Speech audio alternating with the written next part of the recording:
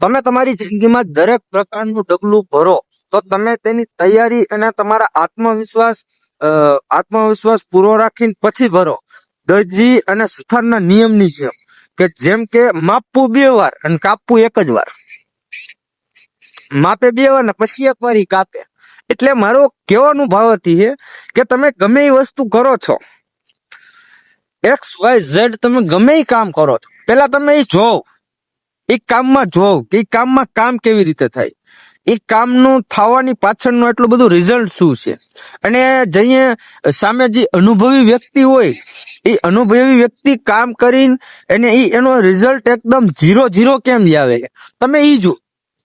તમે એ જોવમાં કે અત્યારે મારી ખુદની હું વાત કરું, બરોબર, તો અત્યારે VMC મશીન આપું છું. હમણાં 2 દી પહેલાની જ મારી ભૂલ હતી કે મેં એને 30 નંગ રિજેક્શન ના કાઢ્યા. તો એમાં મારી વાક મારો શું કામ ખબર છે કે મને કામ ખબર નહોતી કામ કેવી રીતે કરાય. અને જે મારી સાથે જે અનુભવી વ્યક્તિ હતા એને મને એમ કીધું કે તમે 1 પ્લેટ હાકીને પેલા ચેક કરો કે માલ કેવો નીકળે, પેલા તમે 1 પ્લેટ હાકો, એને ચેક કરો, આજુબાજુ 2 સાઈડ જોવ કે માલ બરોબર નીકળે હે ને. એને મેં ગધેડાની ગણે કાંઈ વિચાર્યા જાણ્યા જોયા વિનાનું ડાયરેક્ટ 6 પ્લેટ હાકી નાખી. 30 નંગ ખરાબ થયા. એ માલની તમે કિંમત જોવા જાઓ તો માર્કેટમાં તો 10 થી 15 હજાર રૂપિયા થાય. મારા શેઠ સારા, મને કઈ કીધું નહીં, તો એને એમ કહીને વાત ટાળી નાખી કે કાંઈ વાંધો નહીં ભાઈ, તમે શીખતા હોય એટલે એટલું જાય, વાંધો નહીં. પણ એને એક એવી સલાહ દીધી ને કે જે મારા એના દિલને લાગી ગઈ, એમ કે ના, એમ એને એ કીધું તમે પેલા એને જોવો કામ, તમે પેલા કામ જોવો, કામ જોઈને કામ શીખો. પેલા તમે એ શીખો કે રિજેક્શન કેમ નીકળે, રિજેક્શન કઈ રીતે નીકળે, રિજેક્શન નીકળ્યું એનું કારણ શું, રિજેક્શન નીકળે તેનું કારણ શું, કે કોઈ ખાંચો આવી ગયો, કોઈ ઘોબો પડી ગયો, કોઈ બીજા પ્રકારનો પ્રોબ્લેમ છે, તમે રિજેક્શન જો.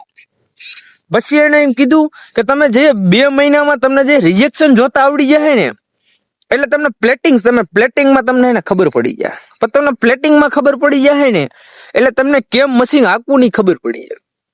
અને તમને ત્યાં જે એમ ખબર પડી જાય ને કે મશીન કેવી રીતે હાંકવું, એટલે પછી તમે એને મશીનના કારીગર થાવ ને પછી મગજ શાંત રાખીને અને બધી વસ્તુ તમારી માથે, તમારે શું કરવું આખા દીમાં તમારી માથે. એટલે જી તે સલાહ દીધી મારા શેઠ મારા સાહેબે, તો એ મને આમ મગજમાં બેઠું કે ના, હું કરું છું એ બધું ખોટું. કારણ કે એક વસ્તુ કે તમે પેલા જાણો. મેં પેલા તમને કીધું ને કે દરજીન હુથાર હોય એ માપ 2 વખત લઈ, 2 વખત માપ લઈને કાપે 1 વાર. હવે તમે સમજે મારી આખી વાત હું કેવા માંગતો શરૂઆતમાં, કે માપ 2 વખત લઈને પછી 1 વાર કાપે. એટલે આ બધી વસ્તુ આવી. પેલા તમે જોવો કે તમે XYZ ગમે એ કામ કરો છો, તમે અત્યારે કારખાનામાં છો, તમે અત્યારે તમારી ઓફિસમાં છો, તમે અત્યારે તમારું ખેતીવાડીનું કામ કરો છો, તમે અત્યારે તમે XYZ ગમે એ કામ કરો છો ભાઈ. અત્યારે કડિયા કામ વાળાને તમે એક દિનો જો, તમે 1000 રૂપિયો છે એક દિનો. એટલે ઈ કામમાં એનું કઈ નથી, દિવાલ જ તમને ચણી દી, થોડો આર્કિટેક્ટ તમને બધી વસ્તુ કરી દી. પણ મેન વસ્તુ શું કહું હું તમને કે તમે પેલા કામ શીખો. કામ શીખવા માટે વાર લાગે. જેમ મને મારા સાહેબે કીધું કે તમે પેલા એક વસ્તુ જો, તો હું બધી એક વસ્તુ જો ને તમારે 1 વર્ષ વયું જાય એ કામ શીખવામાં જ. ખાલી પ્લેટિંગ જો, ઓલું જો બધું જ 1 વર્ષ વયું જાય. પણ 1 વર્ષ પછી જયારે હું કારીગર થઈ જાઉં ને, પછી હું બીજા વ્યક્તિ શીખવાડી શકું. મને કોઈ આવીને એમ ન કહી શકે કે ભાઈ તું આ તારું ખોટું થાય, તૈયાર હું એને કહી દઉં જોઈ લે ભાઈ આ ખોટું નથી, બરોબર જ છે, તારી ભૂલ છે થોડી. એટલે એક વસ્તુ છે, તમે કામ શીખો. પેલા તમે કામ શીખશો તો તમને ખબર પડશે. એટલે આપણે એવું નથી, આપણે કોઈ ખરાબ માણસ પાછળ રહેતા જ નથી. આપણે બહુ સારા માણસ પાસે રહે છે, આપણે બહુ જે સારા વ્યક્તિ હોય એની પાસે રહી છે. એટલે આ બધી બુદ્ધિ રહી ને એ બધી ત્યાંથી આવે. આપણે કોઈ ખરાબ વ્યક્તિ પાસે બેઠતા નથી કે આપણે કોઈ ખરાબ વ્યક્તિ પાસે બેઠવાનો ઈરાદો જ નથી ને આપણે કોઈ બેસવું જ નથી. આપણી પાસે જેટલા માણસો છે, આપણી પાસે જે ભેગા રહી છે એ ભાઈ તરીકે, સારા માણસો તરીકે, જે મારા શેઠ કહું છું એ મને ભાઈ તરીકે, નાના એનો છોકરો હોય એ રીતે રાખે છે. પણ આ તો જે વાત કરતા હોય, જયારે આપણે સમજાવતા હોય ત્યારે તમને એમ થાય કે ના ભાઈ આપણે નથી કઈ કરી રહ્યા. આપણે જે કરીએ છીએ ઉતાવળનું કામ.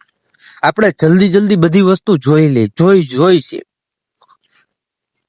આપણે બધી વસ્તુ ફટાફટ જોઈ. આપણે એમ થાય કે હું વિડીયો બનાવું તો મહિના દીમાં એટલો ફેમસ થઈ જાવ કે મને ને ગાડી વાળા, યુટ્યુબ વાળા ગાડી લઈને ઘરે પૈસા દેવા આવે. થાય ન થાય? હું આ 2 વર્ષથી એક ધારા યુટ્યુબ ના વિડીયો બનાવું છું. મને હવે હે ને વાત કરતા આવડ્યું છે. મને હવે આજે મેં આ હાથમાં જે કેમેરો પકડ્યો હતો ને મોબાઈલનો, એ મોબાઈલનો કેમેરો પકડતા આજ આવ્યું. આજ એટલે કે આ મહિનામાં જયારે હું 30 દિવસના એક ધારો ચેલેન્જ વિડીયો નાખું છું તે પછી મને આવડ્યું છે કે મોબાઈલનો કેમેરો કઈ રીતે પકડાય. એટલે તમે આખી વાત સમજો હું કહું. એટલે ઈ વસ્તુ છે, તમે સમજો. એટલે આ બધી એવી વાત હોય કે તમે એક વસ્તુ શીખો, તમે ઈ વસ્તુમાં ધ્યાન દો. તમે ઈ વસ્તુમાં ધ્યાન દેશો 1-2 વર્ષ, એટલે તમે એમાં હે ને ટેલેન્ટ, તમે એની અંદર ટેલેન્ટ કયો કે તમે પછી કોઈ પણ વસ્તુ કયો, તમે ડિસિપ્લિનમાં રહેશો ને, એ ડિસિપ્લિનમાં જે વસ્તુ તમને કોઈ અનુભવી વ્યક્તિ શીખવાડે એ વસ્તુ તમે ડિસિપ્લિનમાં રહેશો ને તો તમારું હે ને ક્યારે તમે હે ને એમાં લૂઝ નહીં થાવ. તમે દર વખતે એ વસ્તુમાં તમે વિનર જ થશો. એટલે મારું કહેવાનું મતલબ એ તમે હે ને એક વસ્તુ પકડી લીધી, એની માથે એક ધારું કામ કરો. ઊભું રહીને કામ કરો, ઊભું રહીને એમ નહીં. તમે એ વસ્તુ માથે પકડીને પાડી દો અને પછી વસ્તુમાં તમે એક ધારા કામ ચોટી જાવ. એટલે મેન વસ્તુ એ તમે સમજો, તમે પકડી લ્યો ને પછી કરો ને કામ, એટલે એમાં હે ને બહુ મજા આવે. એટલે હવે હે ને આપણે તો એ નિયમ બનાવી લીધો કે પેલા વસ્તુ શીખો. હું આ 2 વર્ષથી વિડીયો બનાવું છું તો હું શીખો જ નથી વિડીયો કેમ બનાવવું. હું ગમે એમ ફાંકા મારતો હતો, ગમે એવા વિડીયો બનાવી નાખતો, પણ હું શીખું છું. આ તારું હું બોલું છું, આ બોલવાનું હું બીજા પાસે શીખું છું. એવું નથી કે આ મને કાંઈ નથી આવડતું. ભાઈ મારે ગેંગે ફેફે નીકળી જાય કેમેરા સામે. એ તો કેમેરા સામે જોઈ ને ત્યારે ખબર પડે કેટલી વિહે હો થાય.